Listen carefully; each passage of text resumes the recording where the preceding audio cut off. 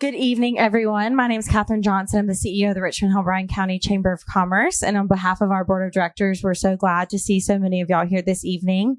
Obviously, the purpose of this event is to help our candidates get their information out to you as our community to make sure you're well educated before voting. We do have 4 questions for the candidates. So they received 2 prior to today and 2 they have not seen yet. All right. And at this time, I'll ask Tom Allman to come up. He will be our moderator this evening. He is on our Government Affairs Committee with our board of directors. And we are grateful to him to moderate this evening. We are going to try to keep everything on time, so y'all bear with us. We, again, want to thank our candidates for all coming tonight to show up for y'all. So, Tom, I'll have you come up and go over a few things, and we'll get started.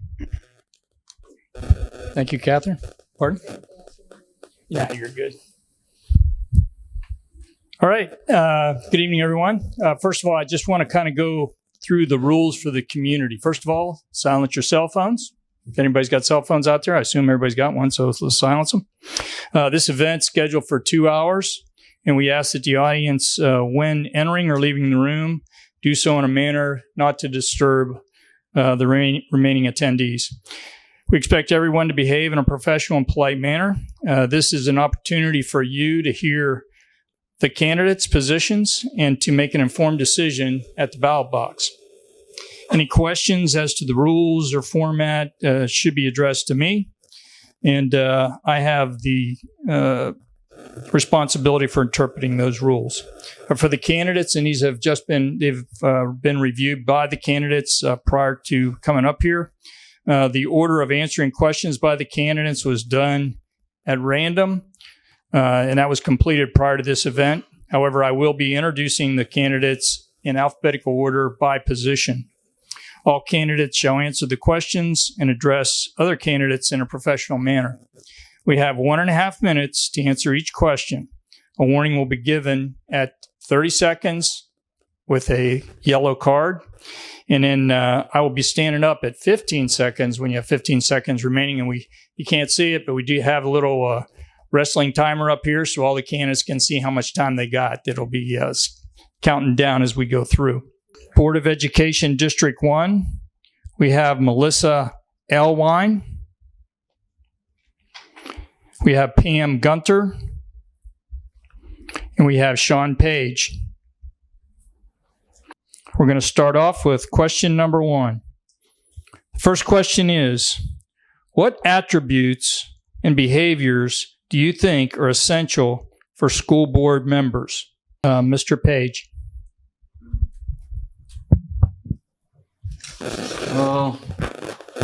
School board members, can you hear me? The school board members should be professional. They should have time to commit.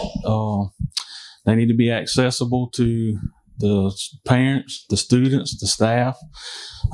They need to be, in a position where anybody feels like they can reach out to them if they got a problem. That's their job, is to help resolve that problem.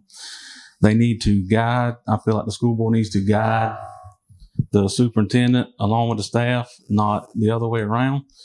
So they need to have a strong work ethic. Growing up on a farm, I have a farm now, and it takes work ethic.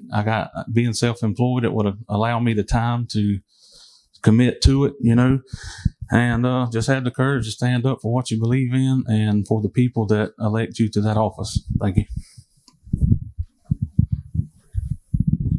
Thank you. Ms. Gunter? One of the strongest attributes and behaviors, I think, are professionalism. I mean, whether you're talking to an angry parent, whether you're at your own child's sporting event, whether we're at a school board meeting, we always need to exercise professionalism and tact. And be careful what you post on social media. I mean, that says a lot about your character. If you go to social media to complain about your child's teacher or your child's school, and that's not professional, and that's not a way a school board member should behave. And as a school board member, we have the duty to listen to concerns, and we direct those people where they need to go to get their questions answered.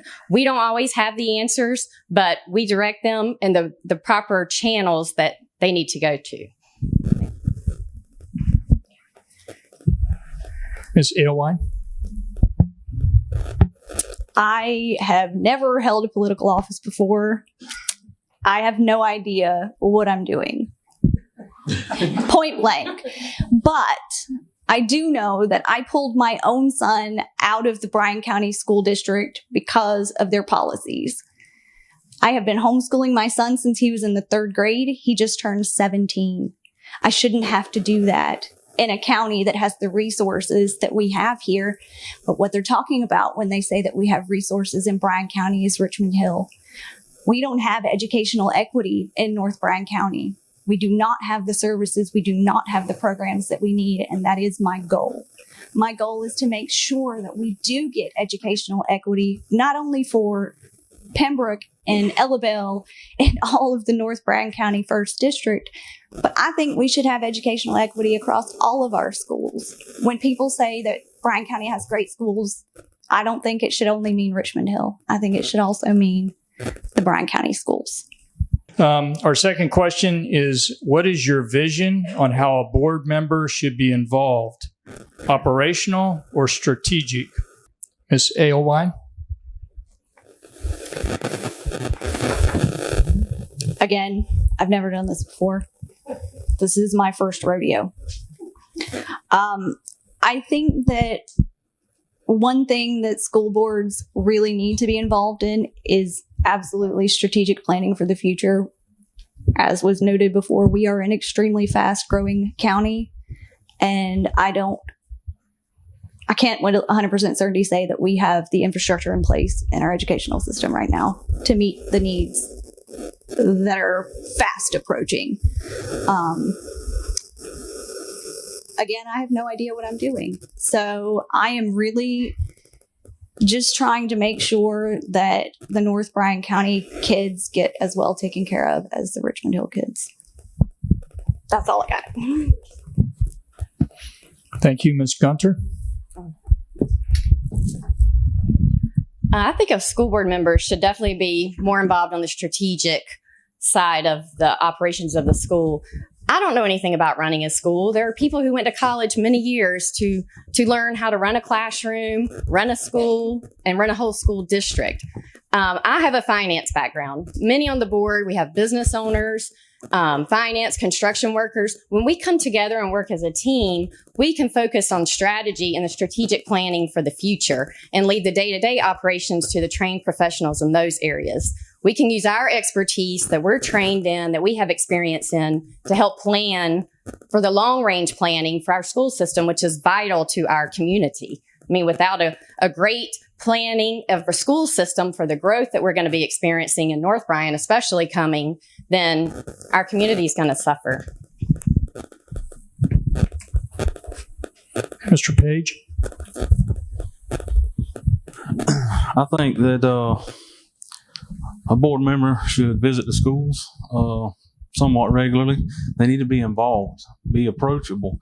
The teachers, the staff, the students, they should know that they can approach their board member with any problem that they have and know that it'll get addressed. Are we going to see things on the same way? No, we're not. But I look at it like I'm an ear to listen. I've always been the type of person to try to see things from your perspective as well as mine. So I will sit down and listen to you, and we can make a decision based on what we think is the best for our students. Because, I mean, that's our main goal, is to make sure that we have students that are achieving their goals and getting ready for the workforce. I mean, that's the whole reason of going to school. You know, it seems like things are going kind of backwards with our students. They don't have the work ethic that they need anymore. And that's not just this school system, it's the generation. I mean, it's what we've created, but we got to get back to the basics, the simple things, and build these kids up to where they can go into the workforce and be productive. Thank you.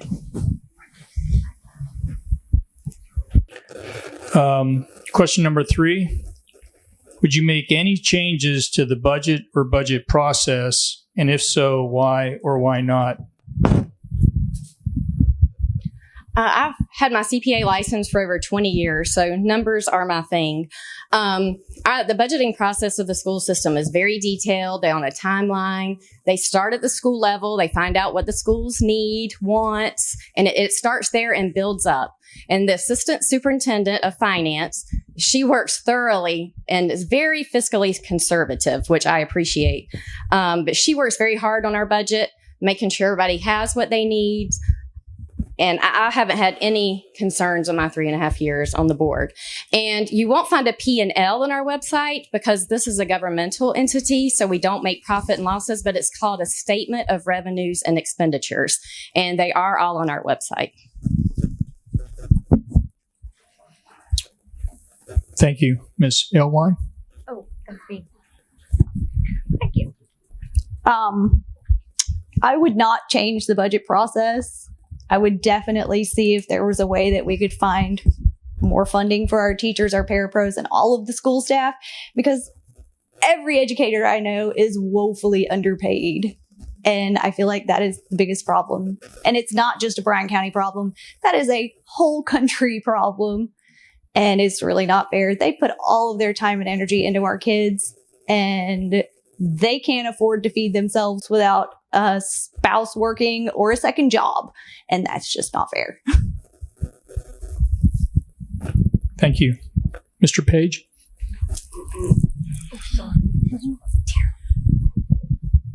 To be quite honest, I don't know how their budget process works, but I will say that it should probably be addressed to some degree because of teacher retention.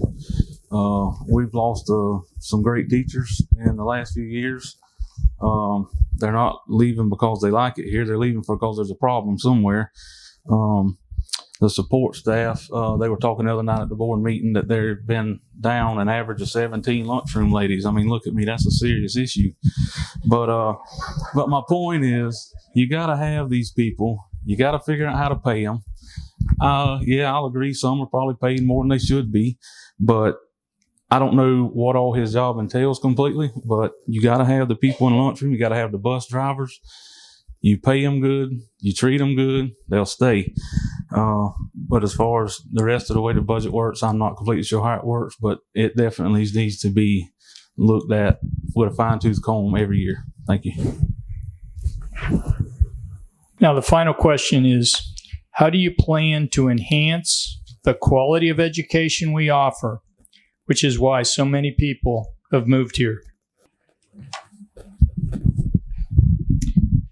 Well, I feel like we do have a quality of education here already. And to continue that, we will maintain low class sizes and enough teachers to facilitate those classes in those small class sizes. And also the counselors. You know, we've agreed to hire more counselors and social workers this year. So I think that'll help. But the quality of education, too, we don't need to gear everybody just for college. You know, we need to get back into the workforce, get the tech training that kids need, and other areas that we are lacking in the country right now because of just trade workers that we're lacking. Not everyone is meant to go to college. And so we need to tailor and make sure our education will tailor to each and every student, regardless of what their path may be. Thank you. Mr. Page?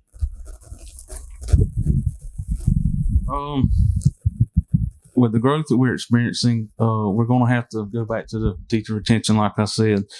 But I can't even read my own writing. But we got a lot of people moving here. You got to retain the right teachers. I'm on the committee that deals with the technical programs or whatever that goes through the high school. I think we need to focus a lot on that. College is not for everybody. It wasn't for me. I'm pretty sure I got a son that ain't going to go to college either.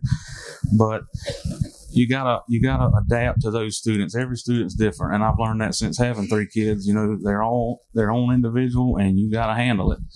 So you got to offer a quality education for each student. You know, you can't just set one path and expect everybody to follow it. So, and as far as the way the testing goes and all, you know, everybody's not going to pass. Everybody doesn't do good in the testing. situation. But that doesn't mean they're any less smart than the next person that can ace every test. But anyway, you just got to focus on the people that you have in the right places to offer that quality education. Thank you, Ms. Elwine. I think the most important thing that we need to do to enhance the quality of our education is to look at the entire person, because these students are people. They have needs that maybe aren't being met at school or at home. And I feel like if we address the entire student as opposed to only their academic achievement or only their sports achievements, we've really got to figure out how to address the whole person. And I think that that's one thing that Bryan County is lacking, because that is part of the reason that I pulled my son out of Bryan County schools. Is he was not being seen as a person, as a student. He was being seen as a number that was messing up the numbers for the school. I have an extremely active ADHD kid, and his needs were not being met at school. And no matter how much his 504 plan said he needed, it didn't matter. They didn't care. And I think that by failing to address the whole student, we are failing our schools.